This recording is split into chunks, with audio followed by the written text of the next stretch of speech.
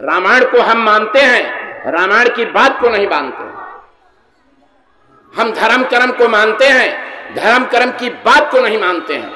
और यही कारण है, एक शाह इनायत फकीर थे, बाराबंकी में पैदा हुए थे, मुसलमान थे, लेकिन आने वाले भविष्य के लिए उन्होंने लिखा था, जो तू हरिनमुआ दियो है भुलाए, असड़वा बैबू कुरबा कटबू बैबू कतकुआ आघाए, आगे चल के सूखा पड़ी है तब तुम का बैबू भाए, अन्न बिना सब भूखन मरी है या काहू ना है सुहाए, साथे में यह गदरो हुई है ईमान कोई बिरले लाए, लड़े सब सहना रहा कोई न धीर धराए, मजहब वाले सभी लड़ेंगे कोई न माने भाई। उन्होंने लिख दिया, सभी धर्मों का नाश हो जाए, आगे चल करके कोई धर्म नहीं रहेगा, केवल एक मानव धर्म बचेगा, जो तो हरिनमुआ दियो है भुलाए। जिनको आपने देखा नहीं, उनकी हम लोग आरती करते हैं, पूजा करते हैं, धूप बत्ती अगरबत्ती सुलगाते हैं, और जब आरती लेकर के थाली में उतारते हैं तो हम लोग क्या कहते हैं? तन मन धन सब तेरा। कहते हैं कि नहीं कहते हैं? क्यों भाई, आप लोग करते हैं आरती, कहते हो कि नहीं कहते हो?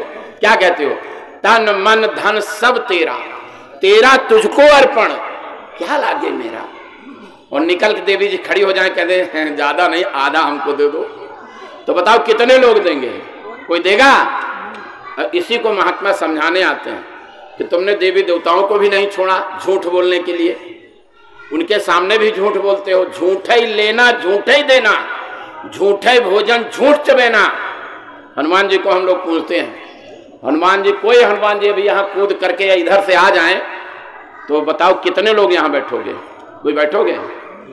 हनुमान जी आ जाएं, अगर खीस काट दें एक बार, या एक आध को दो चार चांटे मार दें, तो बाल वृद्ध कोई संग ना लावे। जब राम आए तो बुढ़ुओं को और बच्चों को सब छोड़ छोड़ भगे, सब लोग भगोगे यहाँ से।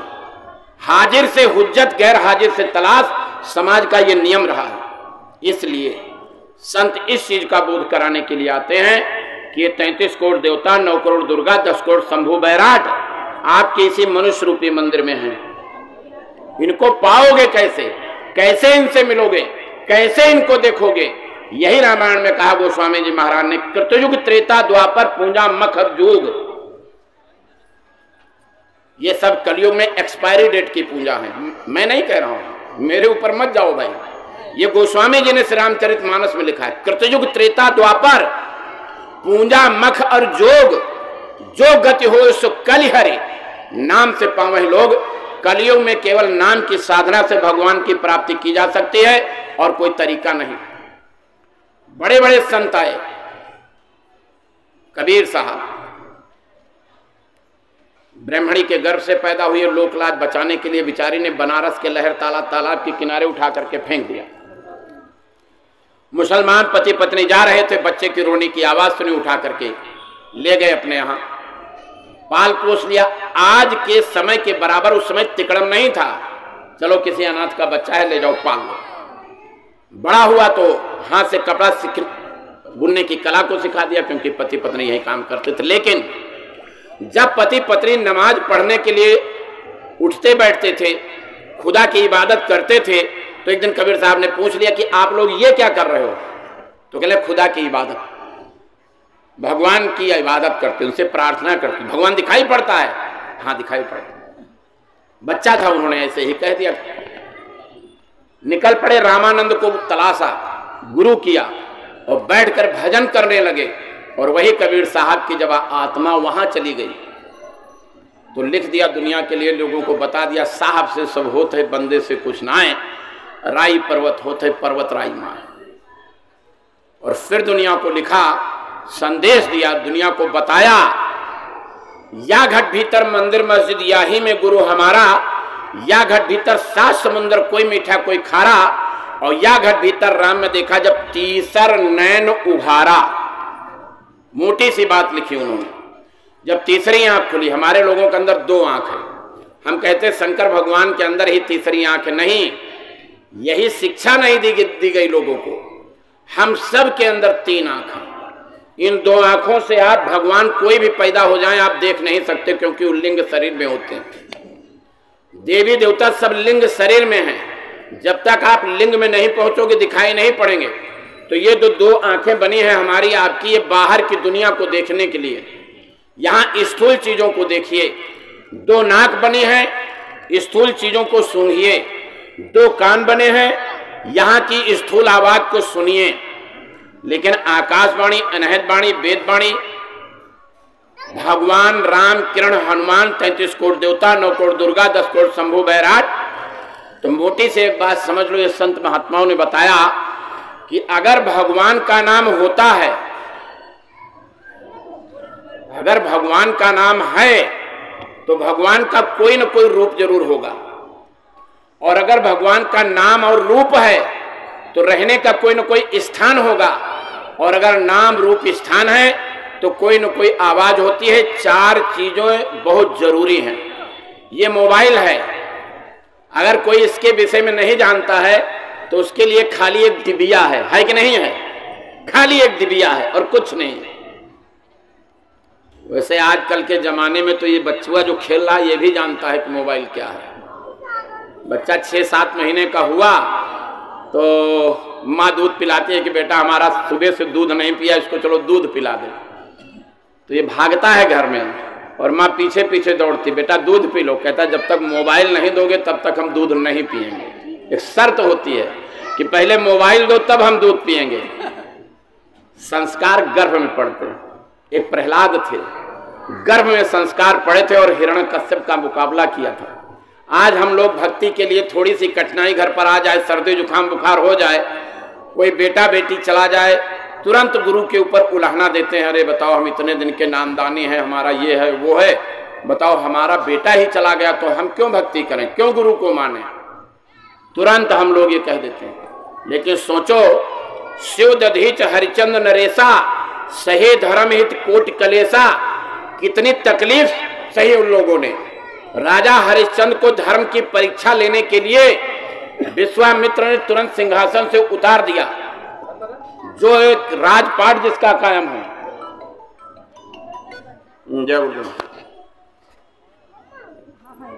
करके भरी सभा में राजपाट की चाबी मांग ली। तब उनको स्वप्न की बात याद आई, चाबी दे दिया। कहा दान तो दे दिया है, दक्षिणा दीजिए। दान के बाद दक्षिणा दी जाती है। तो उन्होंने खजांची को आदेश दिया कि अरे भाई उठो और जा करके खजाने से 400 स्वर्ण मुद्राएं ला करके इनको दक्षिणा दे दो। कहना खजाना कैसा तुम्हारा, राजपाट कैसा तुम्हारा, ये खजांची नौकर चाकर तुम्हारे कैसे, नीचे उतरो।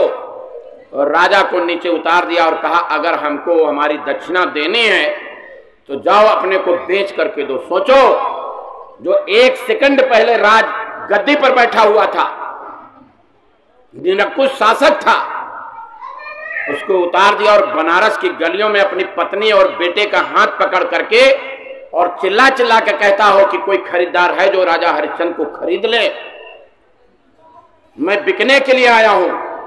धर्म ये था। धर्म की रक्षा के लिए कितना बड़ा त्याग करना पड़ा। भारत की संस्कृति को बचाने के लिए माताओं बहनों ने कितना बड़ा त्याग किया। कभी भी इतिहास के पन्नों को उठा करके देखें तब पता चलेगा कि हम किस भारत की भूमि पर रह रहे हैं। इसलिए महात्मा आते हैं हमको आपको समझाने और बताने के लिए कि सराय में कभी छोड़ तू जाएगा, कभी छोड़े जाएंगे। इस नाशवान दुनिया का आधार रहेगा कितने दिन, इस तन में तड़पती सांसों का यह तार रहेगा कितने दिन। धनमाल कमाया भी तूने, संसार बसाया भी तूने, तू खाली हाथों जाएगा, अधिकार रहेगा कितने दिन। इस संसार को छोड़ करके जाना पड़ेगा। जाने से पहले भगवान मिलता है, परमात्मा मिलता है। इसलिए मोटी बात हमको समझनी है कि कृतयुग त्रेता द्वापर पूजा मखर जोग, जो गति हो सो कलिहर नाम से पावह लोग। और वही नामदान समय के गुरु दिया करते हैं। नाम लेत भव सिंधु सुखाही, करो विचार सुजन मन माही। और जब ही नाम हृदय धर्यो, भयो पाप का नाश। और जैसे चिनगी आग की पड़ी पुराने घास। नाम की ये महिमा है और वो नाम समय के संत देते हैं। घर द्वार छोड़ना नहीं, बाल बच्चों को छोड़ना नहीं है। मेहनत मशक्कत ईमानदारी से काम करो, आए गए अतिथि का सेवा सत्कार करो, बीवी बच्चों की परवरिश करो और 24 घंटे में से 22 घंटा दुनिया को दे दो। 2 घंटे का समय निकालो, अपनी आत्मा के लिए कुछ कर लो, और नहीं तो कर ले कुछ काज जवानी में, इस 2 दिन की जिंदगानी में। सफेद और काले चूहे, इनको 2 दिन कहा गया है, रात और दिन इनको 2 दिन कहा गया है, कि रात और दिन ये काले और सफेद चूहे हैं जो आपकी जिंदगी को कुतर रहे हैं। कर ले 2 दिन की जिंदगानी में। सौभाग्य नर्तन पाई है, बड़े भाग्य जवानी आई है, भगवान इसी में मिलते हैं, क्या ढूंढे तो पत्थर और पानी, इसी में भगवान मिलते। जिसने उस परम पिता परमात्मा को, उस मालिक को, उस खुदा को, उस भगवान को, उस अमरलोक को जिसने पाया, अपनी आत्मा से जन्म जन्मांतरों के अच्छे बुरे कर्मों को खत्म करके तब उस परमात्मा को पाया। और यही कबीर साहब ने दुनिया को संदेश दिया, कबीरा मन निर्मल भया, जैसे गंगा नीर, वाके पीछे हर फिरे कहत कबीर कबूर। और यही गोस्वामी जी महाराज ने लिखा कि भाव कुभाव अनख आलसहु, नाम जपत मंगल दिस दसहु। कसाई भी जब काटने बैठता है तो भगवान का नाम लेता है। भगवान का नाम लेने का उसको भी अधिकार है, आपको भी अधिकार है, लेकिन अगर पाना चाहते हो तो निर्मल मन जन सो मोहि पावा, मोह कपट छल छिद्र न भावा। इसलिए जैसे आपके घर में मकान बनवाया, मीटर लगवाया, घर में पूरे वायरिंग है, मीटर जब लगवाया सरकार ने सीधे खंभे से कनेक्शन दे दिया और उसे मीटर से आपने अपने घर का कनेक्शन दे दिया, हर घर की बिजली जलती है। उसी तरीके से परमात्मा ने जीवात्मा रूपी मीटर यहां पर लगा दिया, इन्हीं दोनों आंखों के मध्य भाग में, जहां पर औरतें टिकुली और बिंदिया लगाती हैं, जहां पर पुरुष लोग तिलक लगाते हैं। 16 सूर्यों का प्रकाश लेकर के यहीं पर जीवात्मा बैठी हुई है, 16 सूर्यों का प्रकाश लेकर के। लेकिन जितने भी लोग बैठे हो, जरा एक बार दिमाग पर जोर डालो, इसके पहले आप लोग कहाँ थे? जो उम्र यहाँ हो गई है 10 साल, 20 साल, 25, 50, 60, 80, 90 साल, इससे पहले भी तो कहीं ना कहीं हम लोग रहे होंगे। बेटा बेटी, धन दौलत, खेती बाड़ी, दुकान, दफ्तर, कोठी, बंगला, झुग्गी झोपड़ी सब छोड़ करके आज यहाँ बैठे हैं। नए सिरे से एक परिवार बसा लिया है, एक साम्राज्य बना लिया है, यहाँ पर हम लोग बैठे हैं। पीछे का कुछ याद है किसी को? पीछे का कुछ याद है? पीछे का कुछ याद नहीं है। जिस दिन बही खाता यहाँ का बंद होगा, फिर कहीं जाएंगे हम, वहां फिर बाल बच्चे बनेंगे, फिर घर गृहस्थी बनेगी, फिर कोठी बंगला बनेगा। जब उस जन्म का इस जन्म नहीं याद है तो इस जन्म का उस जन्म नहीं याद होगा। और इसी को गोस्वामी जी महाराज ने लिखा है, सुत वित्त नारी भवन परिवारा, हो जाहि जग बारह। अनेकों बार पैदा हुए, अनेकों बार संसार से चले गए, अच्छे बुरे कर्मों की जो कीचड़ जमा हुआ वही जीवात्मा के ऊपर आकर के जमा हो गया। और इसलिए हमको न कुछ दिखाई पड़ता न सुनाई पड़ता। शरीर में 3 कान, शरीर में 2 आंख, 2 कान, 2 नाक।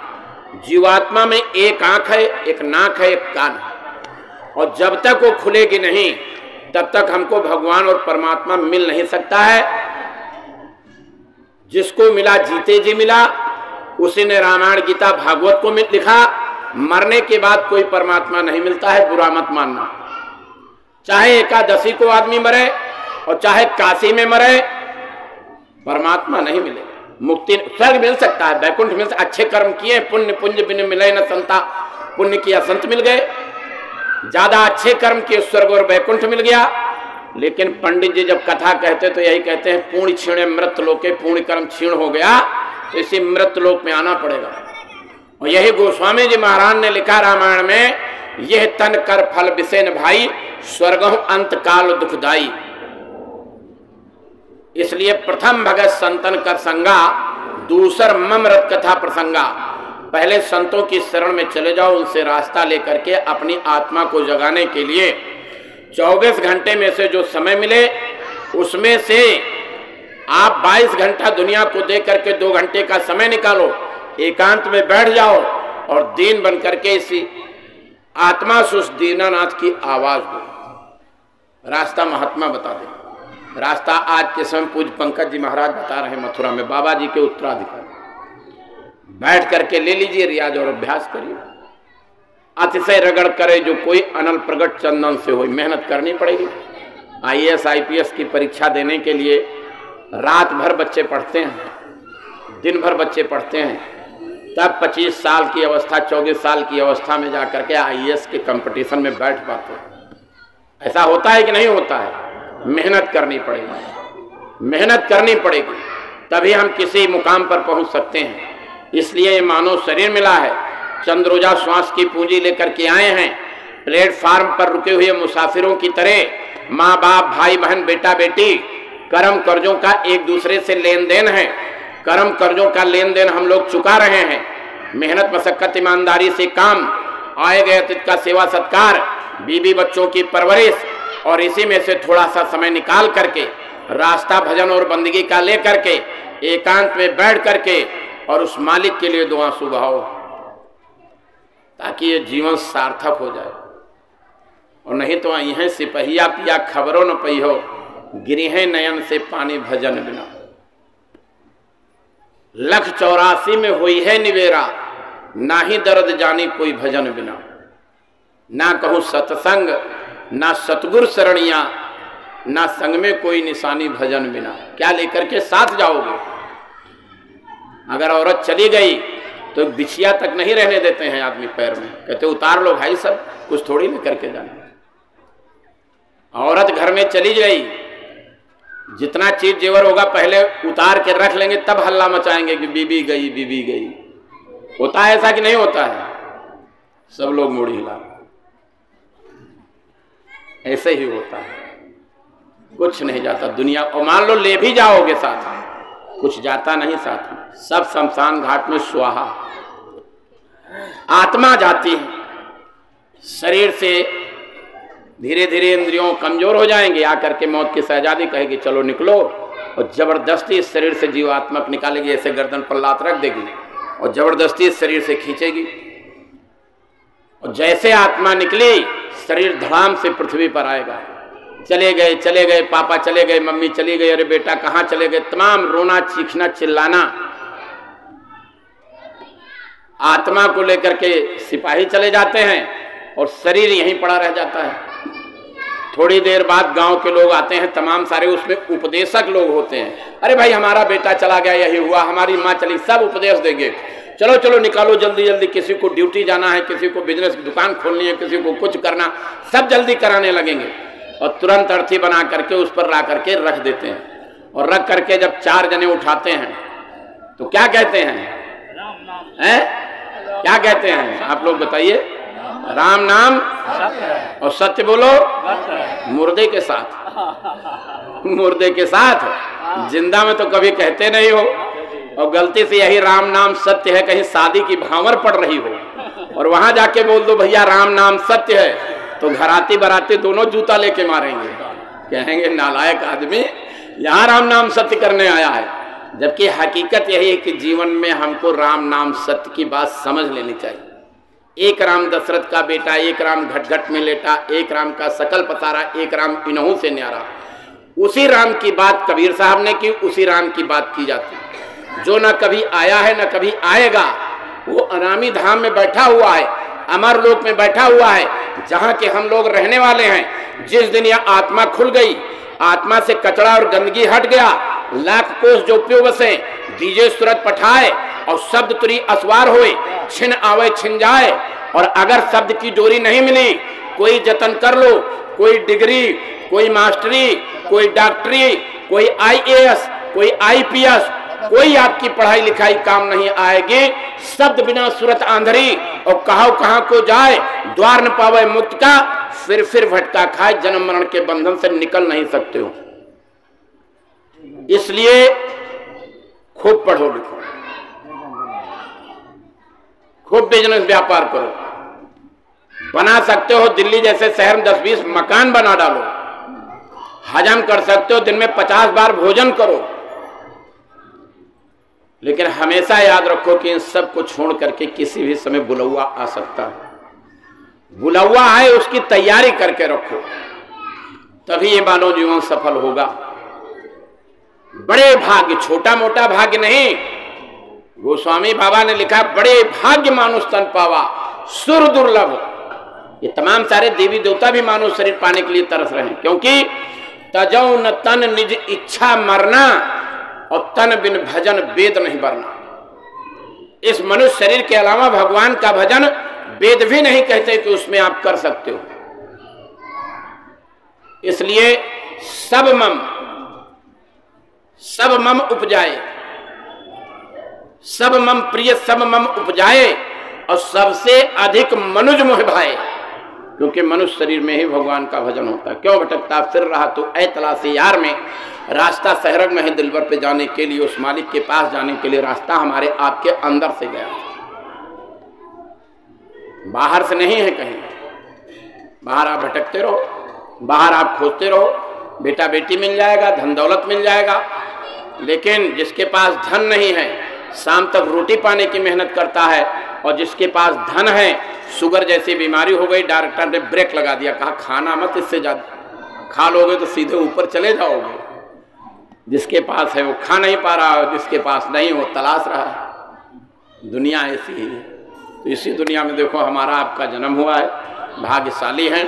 बाबा जय गुरुदेव जी महाराज 116 साल की उम्र तक इस धराधाम पर रहे, 60 वर्ष तक शुद्ध अध्यात्मवाद का संदेश दिया, किसी को साधु महात्मा बनाया नहीं, किसी का घर द्वार छुड़वाया नहीं, पूर्ण रूप से गृहस्थी में, क्योंकि बाबा जी कर्मयोगी पुरुष थे, जमीन से जुड़े महात्मा थे और पूरी मेहनत करके रोटी खाते थे। वही पाठ हम लोगों को पढ़ाया। आज इस मकान के गृह प्रवेश के शुभ अवसर पर लोगों ने बुलाया, तो हम तो नहीं आना चाहते, 2-3 फोन गए, नहीं आ जाओगे तो ठीक रहेगा। अब इंद्र देवता का वहाँ पर रास्ते में शुरू हो गया मजमा। अब क्या कहना है इनको, खूब जम के बरसे आज और कल दोनों दिन बारिश है। तो ये सब गूगल बाबा बताते रहते हैं, कोई हम भविष्यवाणी थोड़ी कर रहे हैं, ये गूगल बाबा हैं बताते रहते हैं। अब जरूरी नहीं गूगल बाबा की सब बात सही हो, लेकिन कल के लिए भी बरसात है, समय आगे का खराब आने जा रहा है। क्योंकि हम ज़्यादा कुछ नहीं कहना चाहते हैं आप लोगों से, 7:30 हो रहा है, समय आगे का बहुत खराब आने जा रहा है। बाबा जय गुरुदेव जी महाराज ने हजारों भविष्यवाणियाँ की और कहा इतना खराब समय आ रहा बच्चा, महंगाई अभी तुमने देखी नहीं है, महंगाई इतनी आकर के दरवाजे पर तुम्हारे खड़े हो जाए।